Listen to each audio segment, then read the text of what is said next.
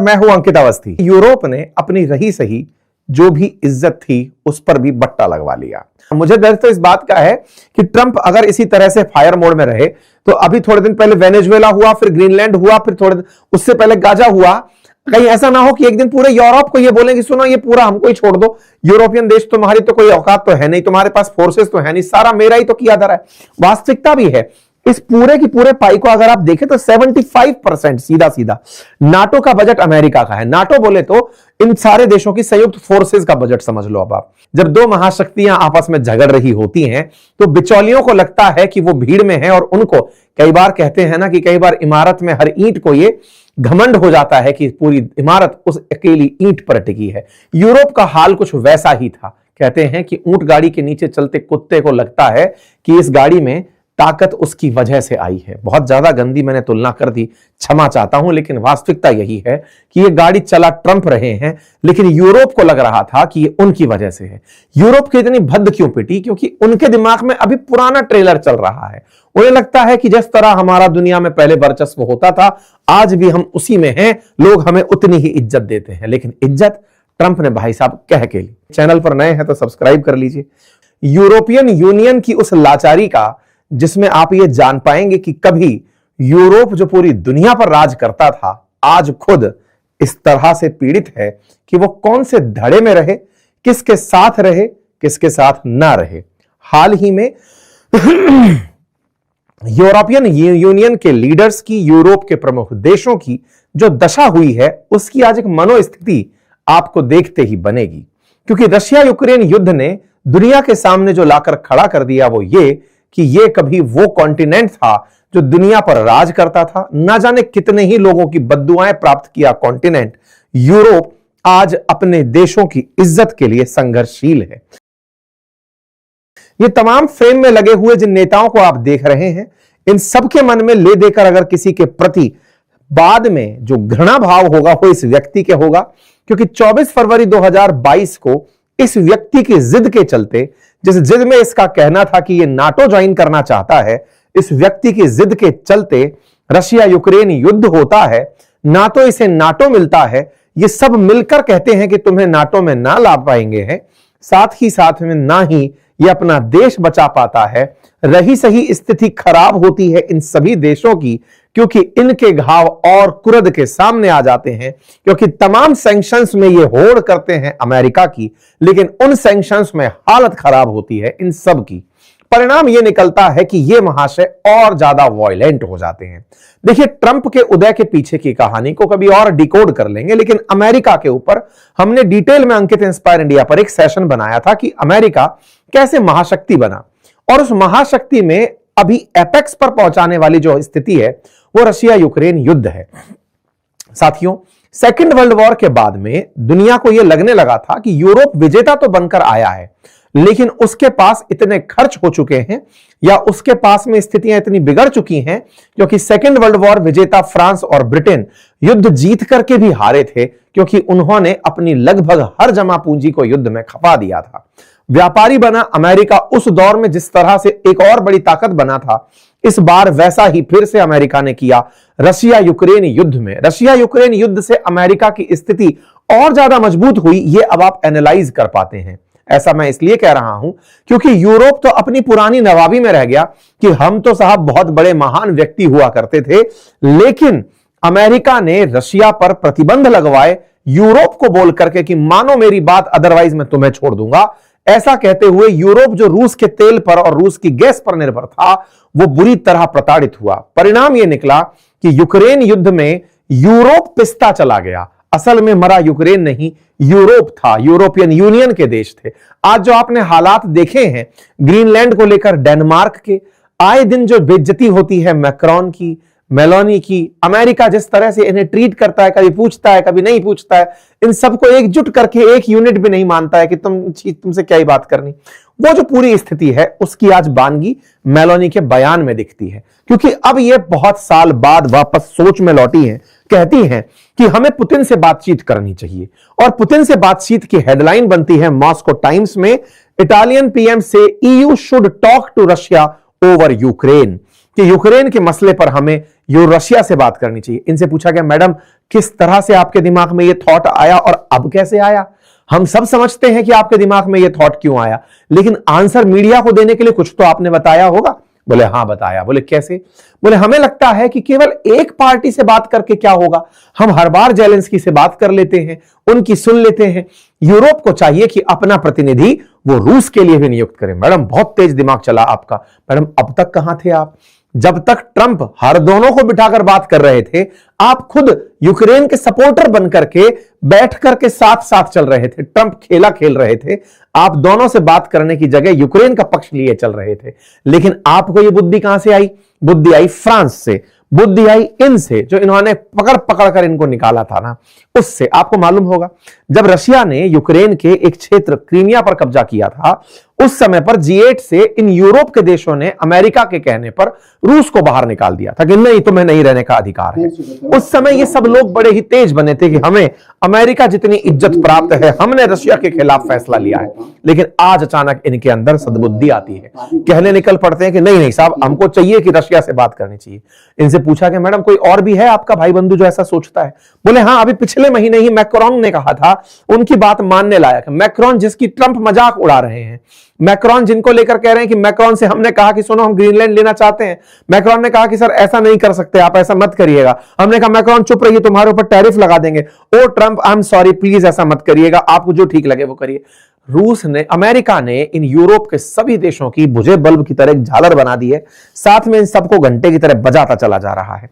ऐसे में मैक्रोन का पक्ष लेती मेलोनी साफ दिखाई पड़ती हैं कि दो देश तो ईयू के सबसे ज्यादा जो फेमस देश हैं, अब बस आप पकड़ लो, ईयू के बाहर यूके घूम रहा है, लेकिन जस्ट जर्मनी और ये सब एक जैसी ढपली बजते हैं। ये सबको फील हो रहा है कि हमें बात करनी चाहिए, यूक्रेन को साथ में रखते हुए हमें बात करनी चाहिए।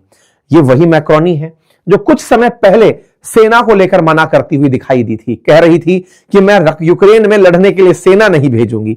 और अब ये जेलेंस्की के खिलाफ कहिए, मैक्रोन के पक्ष में कहिए, या ट्रंप के दबाव में कहिए, कहती हुई दिखाई पड़ रही हैं कि हमें भी पार्टी बन जाना चाहिए। देखिए, पूरा यूरोप एक दिन जिसे भद्द भाव से पीड़ित कर सकता है वो जेलेंस्की है, क्योंकि इसी के साथ रहते रहते इन लोगों ने अपनी नेगोशिएटिंग पावर खत्म कर दी।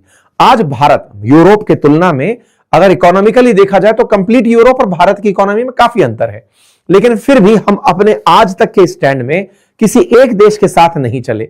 जो हमें डे वन से पता था, यूरोप को आज समझ में आ रहा है कि हमें दोनों से बात करनी चाहिए। भारत ने डे वन से कहा है डिप्लोमेसी, डायलॉग, पीस, दोनों टेबल पे बैठो। भारत रशिया से भी बात कर रहा है तो यूक्रेन से भी बात कर रहा है। ऐसी स्थिति में नेगोशिएशन ही अंतिम विकल्प है। ये पहले भी हो सकते थे, यही बार बार इनसे कहा जा रहा था। खैर, चैनल पर नए हैं तो सब्सक्राइब कर लीजिए। जब दो महाशक्तियां आपस में झगड़ रही होती हैं तो बिचौलियों को लगता है कि वो भीड़ में है, और उनको कई बार कहते हैं ना कि कई बार इमारत में हर ईंट को ये घमंड हो जाता है कि पूरी इमारत उस अकेली ईंट पर टिकी है। यूरोप का हाल कुछ वैसा ही था। कहते हैं कि ऊंट गाड़ी के नीचे चलते कुत्ते को लगता है कि इस गाड़ी में ताकत उसकी वजह से आई है। बहुत ज्यादा गंदी मैंने तुलना कर दी, क्षमा चाहता हूं, लेकिन वास्तविकता यही है कि ये गाड़ी चला ट्रंप रहे हैं, लेकिन यूरोप को लग रहा था कि ये उनकी वजह से है। यूरोप की इतनी भद्द क्यों पिटी? क्योंकि उनके दिमाग में अभी पुराना ट्रेलर चल रहा है। उन्हें लगता है कि जिस तरह हमारा दुनिया में पहले वर्चस्व होता था, आज भी हम उसी में हैं, लोग हमें उतनी ही इज्जत देते हैं। लेकिन इज्जत ट्रंप ने भाई साहब कह के ली। कैसे? आपको एक एक करके बताता हूं, सुनिए। मुझे डर तो इस बात का है कि ट्रंप अगर इसी तरह से फायर मोड में रहे तो अभी थोड़े दिन पहले वेनेजुएला हुआ, फिर ग्रीनलैंड हुआ, फिर थोड़े उससे पहले गाजा हुआ, कहीं ऐसा ना हो कि एक दिन पूरे यूरोप को ये बोलेंगे सुनो ये पूरा हमको ही छोड़ दो, यूरोपियन देश तुम्हारी तो कोई औकात तो है नहीं, तुम्हारे पास फोर्सेस तो है नहीं, सारा मेरा ही तो किया धरा है। वास्तविकता भी है, इस पूरे की पूरे पाई को अगर आप देखें तो 75% सीधा सीधा नाटो का बजट अमेरिका का है। नाटो बोले तो इन सारे देशों की संयुक्त फोर्सेस का बजट समझ लो। अब आप ये अगर साहब आपस में लड़ने निकले, एक तरफ पूरी तरफ अमेरिका खड़ा है और चिंदी चिंदी अमाउंट लेकर के ये छोटे छोटे देश खड़े हुए हैं। फ्रांस 40 बिलियन यूरो लेकर खड़ा हुआ है, तो मतलब इनकी कोई वैल्यू नहीं है अमेरिकी बजट के आगे। इसीलिए ये सारी चीजें देखने को मिल रही है। और तो और यहां पर मतलब अभी कुछ दिन पहले एक रिपोर्ट निकल कर आई थी कि अगर रूस एक एक करके यूरोप के देशों पर हमला करने लगे तो इनके पास अब फोर्सेस ही नहीं बची। क्यों? क्योंकि यूरोपियंस ने जो किया था वो ट्रंप ने इनके ऊपर कर दिया। अच्छा, असल में अमेरिका के लोग अमेरिकन थोड़ी हैं, है तो इनकी बिगड़ी हुई ब्रीड ही ना यूरोपियंस की, जो बहुत पहले ही माइग्रेट करके पहुंच गई थी अमेरिका। अब वो वहां से बैठकर इन्हीं को हड़काने लग रहे हैं, सुनो तुम भी हमारे नहीं हो, तुम काम के नहीं हो, हटो, अब हम तुम पर राज करेंगे। तो इनको अब ये फीलिंग आने लगी है।